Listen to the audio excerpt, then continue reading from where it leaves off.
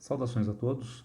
Continuando com os nossos estudos de China, fiz agora um vídeo sobre guerra comercial, chamada guerra comercial China-Estados Unidos, e agora dando continuidade, os problemas relacionados, as tensões relacionadas a Hong Kong na atualidade. Assim como o vídeo sobre a chamada guerra comercial China-Estados Unidos, esse vídeo também está ligado à apresentação que eu fiz em algumas salas de aula, né, junto a alguns alunos, apresentação presencial, e que estava embasada em uma apresentação PowerPoint que está em formato PDF no site GeoVest. Eu vou deixar também o endereço no Instagram, no Facebook. É importante que você dê uma olhada para embasar essa minha fala, né, através dos mapas, tabelas, gráficos que estão disponibilizados nessa apresentação. E, como eu disse no vídeo sobre guerra comercial, trata-se de narrativa histórica. Então, a narrativa histórica não fala de verdades, ela está ligada a fatos, e a maneira através da qual esses fatos são relacionados, são significados, permitem ao interlocutor, né, permite a você um melhor entendimento de se essa narrativa tem maior, menor adequação, maior, menor criticidade. Então, trata-se da maneira através da qual eu estou entendendo as tensões que se desenrolam em Hong Kong na atualidade. Não é a única abordagem, não é necessariamente a melhor abordagem, mas é a melhor que eu consigo fazer. Lembre-se, não é a minha melhor abordagem, é a abordagem na qual eu me embasei em especialistas em relações internacionais, em história, em diplomacia, né, possibilitando o entendimento destes problemas. Para nós entendermos essas peculiaridades de Hong Kong na atualidade, novamente nós precisamos voltar ao passado, voltar à Guerra do Ópio, na década de 1830 a 1840, guerra que foi vencida pela Inglaterra sobre a China e gerou, entre outras imposições, no Tratado de Nanquim, a perda de soberania chinesa sobre a localidade, sobre o porto de Hong Kong. Perda definitiva, algo que às vezes é muito mal entendido do ponto de vista histórico, né, pensando que essa perda de soberania estaria dada até a década de 1990. Não. A vitória inglesa foi uma vitória incondicional e a posse do porto, a soberania sobre o porto, se dá indefinidamente a partir da década de 1840. Entretanto, o Tratado de Nanquim inaugura aquilo que é chamado de tratados desiguais, de século das humilhações. E isso é muito, muito importante como narrativa histórica que permite nós entendermos a maneira através da qual a sociedade chinesa vai dar significado a esses episódios. Será que ao chamar de tratado desigual, será que ao chamar de século das humilhações, a sociedade chinesa está validando esses tratados? Está legitimando esses tratados? Claro que não.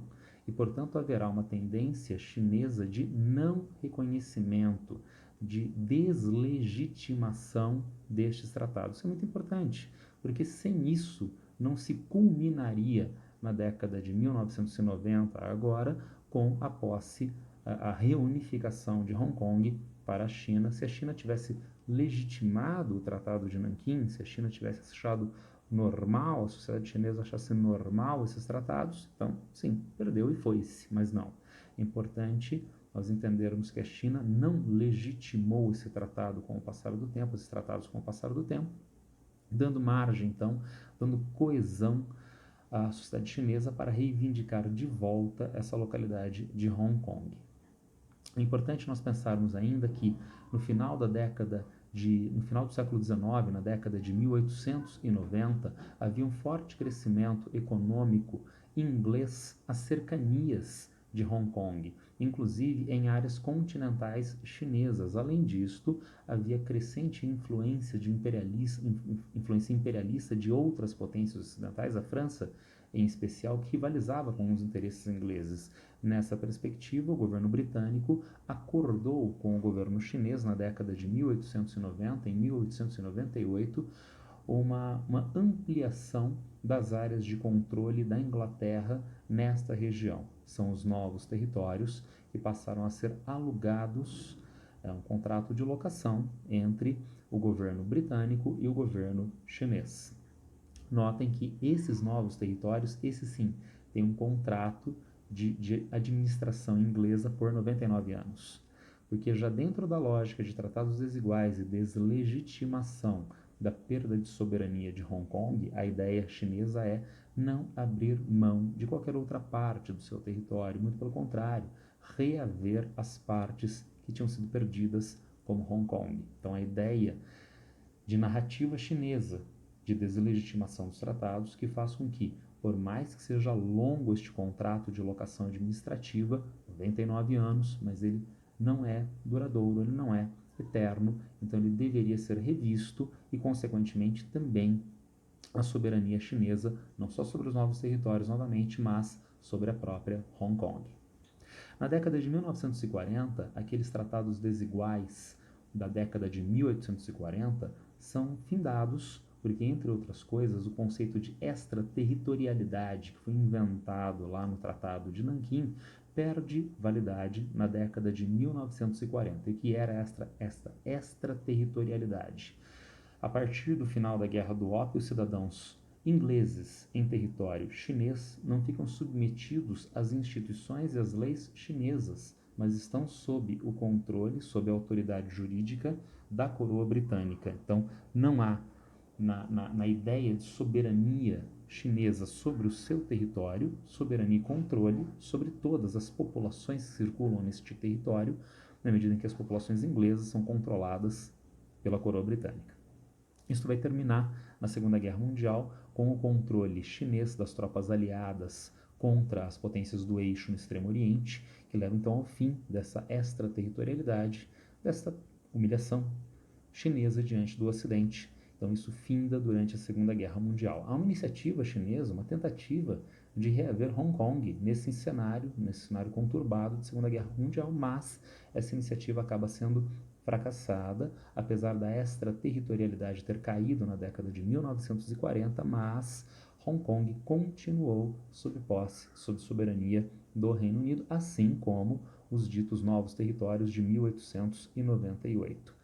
É muito importante, nesse contexto em especial, nós pensarmos um aspecto migratório importante, um aspecto migratório bastante destacado. Há uma situação conturbada na China, especialmente nesse cenário de guerra dos anos 1930 a 1940. A ocupação chinesa em vastas partes do território chinês, inclusive em Hong Kong, leva a uma opressão japonesa sobre as populações chinesas e migração de chineses para outras partes do território. Assim, uma grande quantidade de população chinesa, etnia Han, estabelecida na localidade de Hong Kong, migra de Hong Kong para outras partes do território chinês sob controle chinês durante a ocupação japonesa em Hong Kong na Segunda Guerra Mundial. Terminada a Segunda Guerra Mundial e com a retirada das tropas japonesas, a China continua numa situação de instabilidade política, porque há continuidade da guerra civil entre os nacionalistas do Chiang Kai-shek e os comunistas do Mao Tse-tung. Com a guerra civil em andamento e eventualmente com a vitória dos comunistas em 1949, muitas populações chinesas, temendo o regime do Mao Tse-tung, migram de áreas continentais chinesas para a localidade de domínio britânico, para Hong Kong. Isto mostra, então, que historicamente e mais intensamente nas décadas de 1930 a 1940, há fortes fluxos migratórios entre Hong Kong e o restante da China e vice-versa. Isso é muito importante, porque a etnia Han é predominante na parte oriental da China. Há quem diga que eles são chineses, eu prefiro dizer etnia Han. A etnia Han está presente, entre outros, em Hong Kong, mas as populações da etnia Han de Hong Kong não estão enclausuradas na localidade a gerações sucessivas em isolamento, muito pelo contrário. A etnia Han, portanto, fala mandarim, né? tem uma relação cultural próxima com o restante do território chinês. Né? Então, essas populações são fortemente misturadas, principalmente na década de 1930. Bem, então, depois da Segunda Guerra Mundial e ainda sob controle do Reino Unido, o que Hong Kong e inclusive os novos territórios vão fazer economicamente? Ora, desenvolvimento econômico industrial, naquilo que a gente convenciona chamar no ensino médio do desenvolvimento dos chamados tigres asiáticos. Trata-se de um esforço inerente à geopolítica mundial da Guerra Fria, de reforçar o capitalismo em algumas localidades do Extremo Oriente contra a expansão do socialismo, né? O Japão inicialmente, depois os ditos tigres asiáticos, Hong Kong, Coreia do Sul, Singapura e Taiwan, portanto Hong Kong também, com investimentos industriais, investimento externo direto no setor industrial, que superexplora a força de trabalho barata, disciplinada dos chineses de Hong Kong. Então, um forte desenvolvimento econômico industrial a partir dos anos 1950 e 1960, mas esse desenvolvimento econômico industrial encontra um limite, alguns limites a partir dos anos 1960, 70, 80. E por quê? Há limites porque, primeiro, há uma limitação de área. Hong Kong, portanto, tem uma área. Hong Kong é uma ilha, né? Então trata-se de uma cidade, tá certo? E junto a áreas peninsulares continentais. A área total de Hong Kong é relativamente limitada. Então não há espaço para o crescimento mais significativo de amplas plantas industriais. Além disto, nos anos 1960 70, o capitalismo mundial está tendendo à terceira revolução industrial, ao meio técnico, científico e informacional.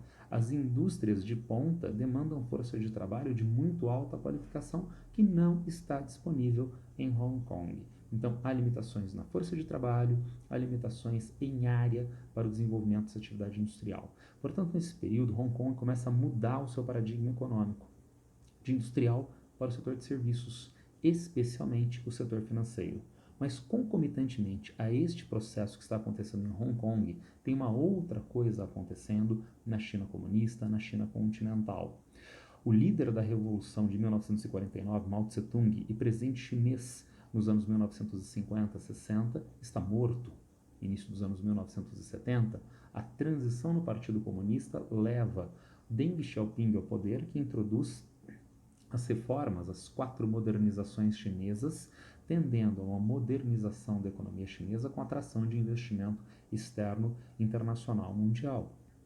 A China já está numa posição bastante confortável do ponto de vista político, como membro pleno da Organização das Nações Unidas. Então, a posição política da China já é confortável e inserida no cenário internacional mundial, e há uma abertura econômica atraindo investimento externo direto de outras partes do mundo. Dá para juntar as duas coisas. Então, em Hong Kong não há mais espaço para a fixação das indústrias. Então, aonde essas indústrias podem se instalar? Ora, nas zonas econômicas especiais, que são criadas, 3 delas, né, as cercanias de Hong Kong na década de 1980. Então, uma migração dessas indústrias de Hong Kong em direção às zonas econômicas especiais, sendo que Hong Kong continua sendo importante, e inclusive para este processo chinês de modernização e atração de investimentos externo direto, não apenas pela migração das indústrias, mas porque Hong Kong se especializa no setor de serviços, no sistema financeiro, e pode ser um canal, um afunilador do investimento externo direto mundial em direção a estas zonas econômicas especiais chinesas. Notem, então, que há um crescente entrelaçamento entre China e Hong Kong. É muito comum que a imprensa trabalhe com aquela perspectiva dualista, né, competitiva. Hong Kong depende da China, a China depende de Hong Kong, né? Então quem ganha, quem perde. Então não, há um entrelaçamento, um depende do outro, né? Hong Kong depende da China, a China depende de Hong Kong. Vamos a alguns dados, né? Então, relações comerciais. No ano de 2014, esses dados estão disponíveis para vocês na apresentação que vai ficar no GeoVest. No ano de 2014, a República Popular da China exportou 376 bilhões de dólares para Hong Kong, né? Isso representou quase 9% de toda a pauta de exportações da China. Então veja que Hong Kong é importante como mercado consumidor dos produtos exportados pelo restante da China. Entretanto, Hong Kong também tem exportações. E a China, o restante do território chinês, comprou 250 bilhões de dólares de Hong Kong. Isso representou metade das exportações de Hong Kong. E, portanto, no comércio externo, Hong Kong é muito importante para a China, mas a China é muito mais importante para Hong Kong, tá legal? Além disso, quando Hong Kong se reunifica com a China, na década de 1990, né, em 1997, a economia de Hong Kong representava sozinha, só esta localidade, quase 20% do PIB chinês. Só que hoje a China é a segunda economia mundial, é um grande jogador econômico mundial. Então, hoje, Hong Kong ainda é muito importante na formação do PIB chinês, mas representa 2,3%. Então, Hong Kong talvez não seja importante. Então, talvez os analistas que dizem que a China que é importante e Hong Kong é que vem a reboque é que tem razão. Não, novamente, há um entrelaçamento. Um depende do outro. Se nós pensarmos no investimento externo direto para o ano de 2014 e tendo em vista esse processo que nós analisamos há pouco, do sistema financeiro estar concentrado em Hong Kong e afunilar o investimento externo direto em direção às zonas econômicas especiais, em direção à economia chinesa, ainda hoje, em 2014, 44% do investimento externo chinês passou por Hong Kong. Então há um entrelaçamento. Hong Kong depende da China e a China depende de Hong Kong. Se nós entendemos esta evolução histórica e essas relações econômicas e comerciais, vamos entender agora um outro aspecto que é a questão de ordem política. Os manifestantes em Hong Kong na atualidade clamam por democracia. Então a ideia seria, né, esse clamor por democracia, voto, etc, etc. Mas como estava dada a organização de Hong Kong em termos políticos até recentemente? Novamente, nós precisamos voltar no tempo lá na Guerra do Ópio, quando da vitória inglesa, quando do Tratado de Nanquim, entre outras imposições, passa a haver um governador de Hong Kong, sendo que esse governador é indicado pela coroa britânica. Esse governador estabelece a organização administrativa, inclusive com uma espécie de divisão de poderes, mas não aquela que Montesquieu pensou. Passa a haver um poder legislativo, só que esse poder legislativo ele não faz leis independentemente do poder executivo. Ele tem um caráter de elaboração de leis, porém consultivo frente ao governador, que seria o poder executivo. Então, na verdade, você tem um poder executivo na figura do governador, que funciona também com o poder legislativo. E é um suposto poder judiciário. Né? Então, por que suposto poder judiciário? Porque o poder judiciário também não é independente, na medida em que os juízes são indicados pelo governador de Hong Kong. Bom, e como a população chinesa de Hong Kong se relaciona com todo este processo? Não se relaciona. Então, eles são a população vencida da Guerra do Ópio e não tem capacidade de mando, não tem intervenção política na Hong Kong a partir da década de 1840. Inclusive, a relação da coroa britânica com os nativos chineses de Hong Kong é de relativa opressividade. Dois exemplos. Tal qual viria a existir na República Sul-Africana no regime do Apartheid, há uma distribuição de áreas que podem ou não ser ocupadas residencialmente pelos nativos chineses. Então trata-se de Hong Kong, né? Trata-se de um nativo chinês de Hong Kong, mas tem áreas da localidade de Hong Kong que ele não pode habitar, são áreas exclusivas para a ocupação de ingleses. Mais um aspecto, né? Havia cartões de transporte para os nativos de Hong Kong. Eles precisavam apresentar uma espécie, então, de passaporte para trânsito em algumas partes da cidade, sendo que é a cidade na qual eles são nativos, né?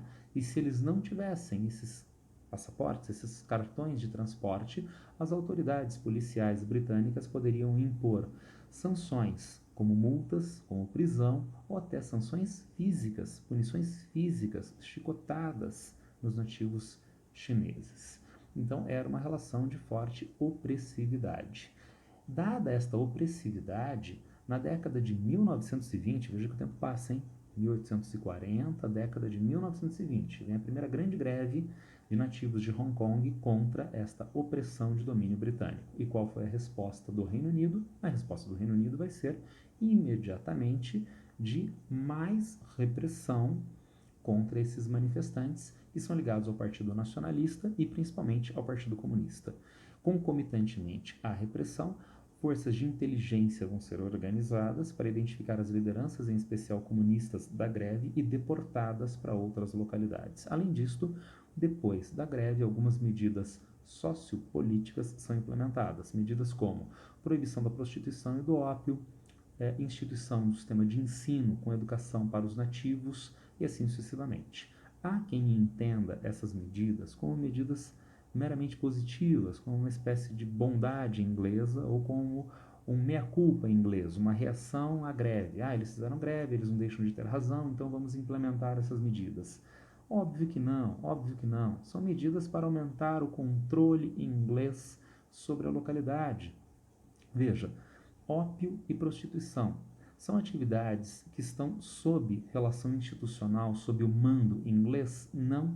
Então mostra uma falência, uma fratura, uma vulnerabilidade de controle inglês em termos institucionais sobre aquelas populações. Então passa a ser uma atividade proibida e sistematicamente coibida pelas instituições inglesas, pelas forças de segurança. Então não é uma bondade, é um esforço inglês de aumento de controle sobre o território, assim como a educação.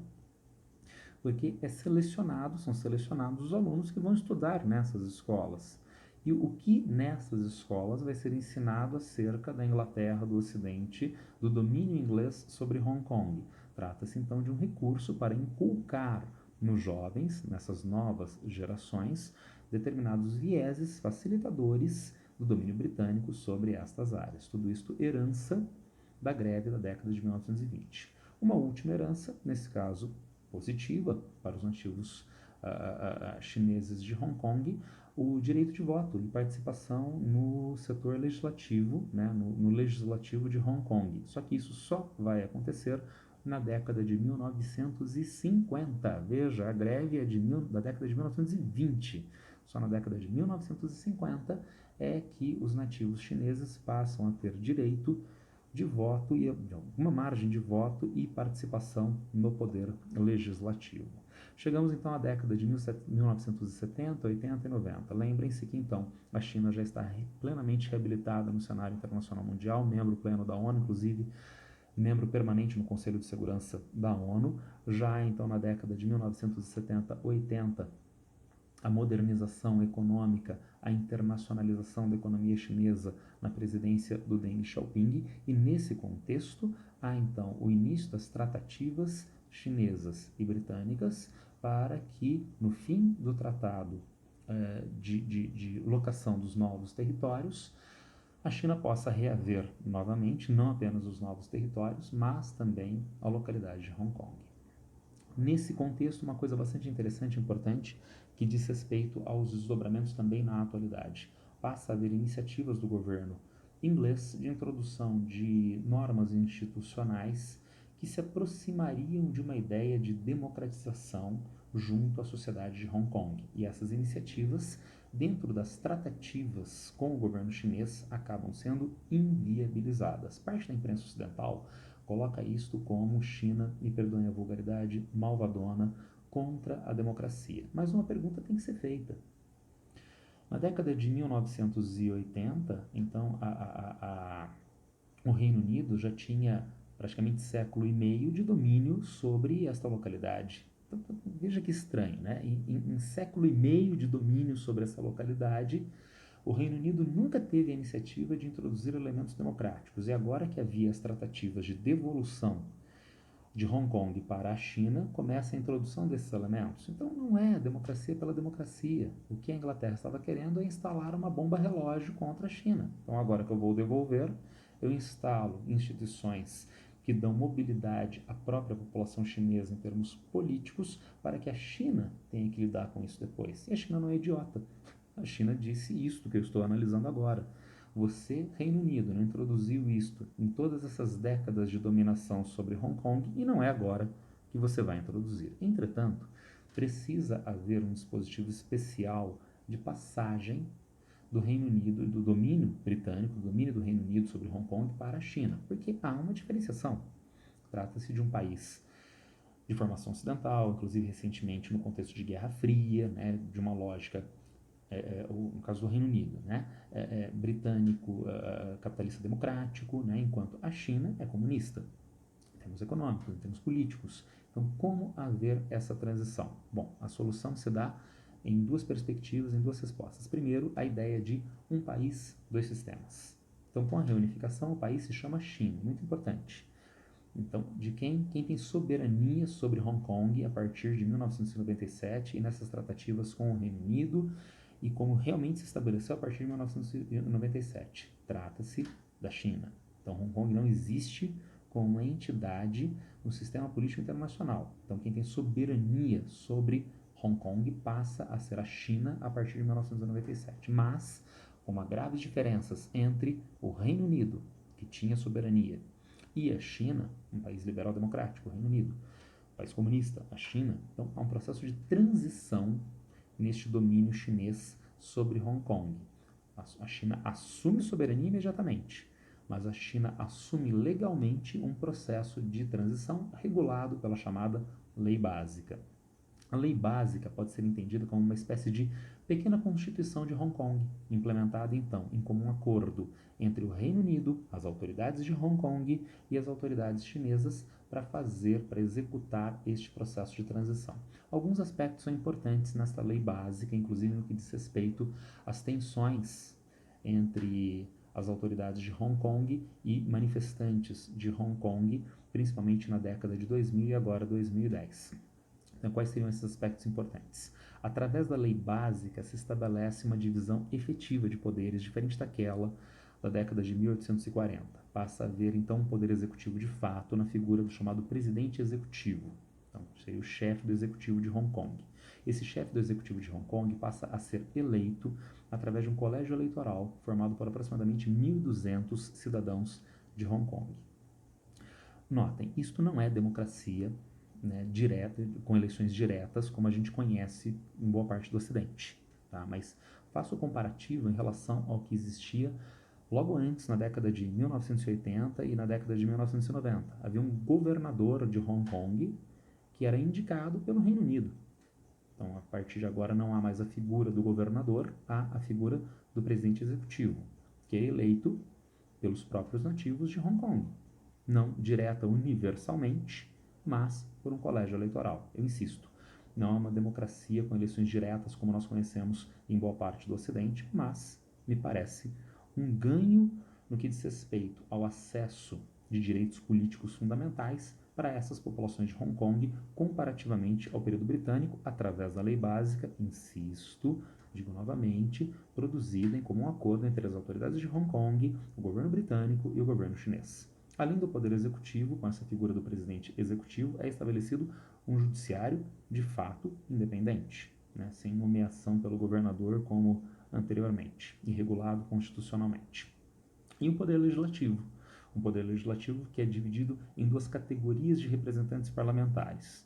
Nós temos um conselho legislativo que é formado por cargos eletivos por função geográfica, né, e por funções propriamente. Funções geográficas porque são representantes parlamentares dos diferentes distritos de Hong Kong. Apesar de Hong Kong ser relativamente pequeno em área, é dividido em distritos e esses representantes distritais têm assento no poder legislativo de Hong Kong.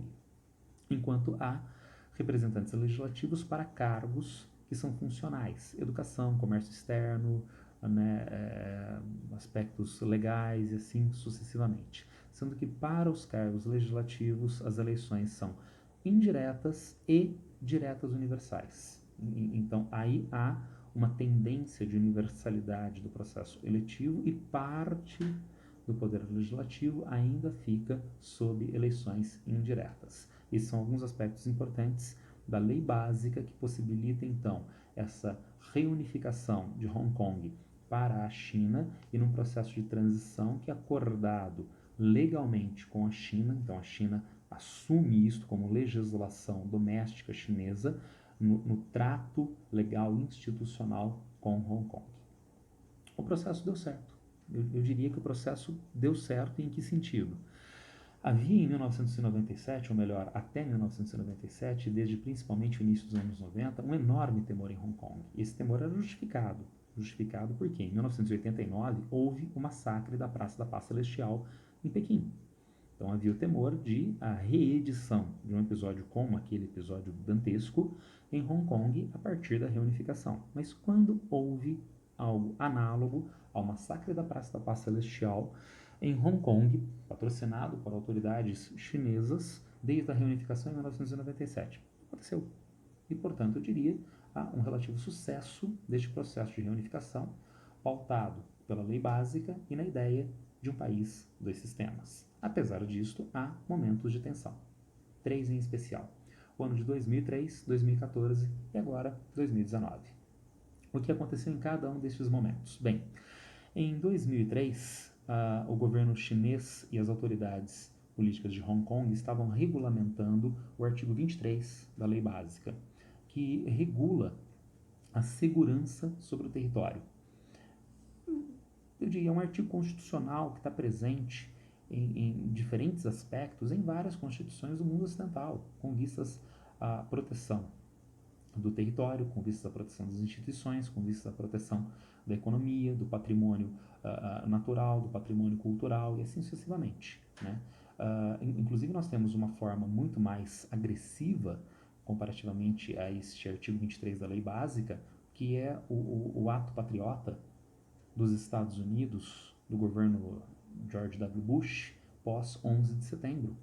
Né? Então, o artigo 23 da Lei Básica é uma flor comparativamente ao ato patriota pós 11 de setembro nos Estados Unidos. Só que como artigo constitucional, isto é, da Lei Básica, ele demanda regulamentação infraconstitucional, leis que permitam a operacionalização deste artigo 23. E isto é que estava em tratativa entre as autoridades de Hong Kong e as autoridades de Pequim em 2003. Mas manifestantes pró-democracia, anti-Pequim, saíram às ruas, tomaram as ruas, alegando que esta regulamentação seria utilizada para oprimir as populações de Hong Kong, para tolher a democracia em Hong Kong.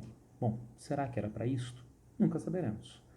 Porque a resposta de Pequim e a resposta das autoridades de Hong Kong foi: bom, já que há esses manifestantes com este temor, a China e as autoridades de Hong Kong explicitamente dizem: não é para ferir direitos democráticos fundamentais. Se há este temor, o que China e Hong Kong fizeram? Tiraram a regulamentação. Então, simples. Já há o artigo 23. Ele estava simplesmente sendo regulamentado. Se a população acha que isso vai se transformar numa forma opressiva chinesa contra as populações, China e Hong Kong tiraram essa regulamentação e os manifestantes foram para casa. Eu nem diria que é um momento de tão grandes tensões propriamente, tendo em vista então esta solução que foi implementada. Mas em 2014, novamente, nós tivemos uma iniciativa reformista das autoridades de Hong Kong e das autoridades chinesas, que resultou novamente em tensões, em manifestações de rua, né? É a revolução dos guarda-chuvas, né? Em 2014, com os manifestantes indo às ruas com guarda-chuvas para se proteger das bombas de gás lacrimogêneo, do spray de pimenta, das forças de segurança de Hong Kong. E o que era a iniciativa do governo chinês e do governo de Hong Kong em 2014? Uma reforma eleitoral, através da qual o governo chinês e organizações para o poder executivo de forma direta, universal, junto às populações de Hong Kong. Mas os candidatos passariam pelo crivo do poder legislativo. Só os candidatos que tivessem mais da metade da aprovação do parlamento, do poder legislativo, poderiam concorrer. Os manifestantes alegaram que o parlamento está sob controle de Pequim e, portanto, isso seria utilizado para manipular as eleições em Hong Kong. Foram às ruas contra, então, esta reforma eleitoral. Eu acho bastante problemática esta alegação dos manifestantes. Trata-se de uma primeira reforma. Ela pode ser tímida? Pode, mas é uma primeira reforma. Um primeiro acordo não pode ser dos mais arrojados, obviamente, e outros viriam com vistas a, quem sabe, a tendência de democratização. Mas, e tal qual aconteceu em 2003, e diante dos manifestantes, o que China e Hong Kong fizeram? Retiraram a reforma legal, sendo que, então, a eleição para o cargo de presidente executivo continuou como era previsto na Lei Básica em 2000, a partir de 1997.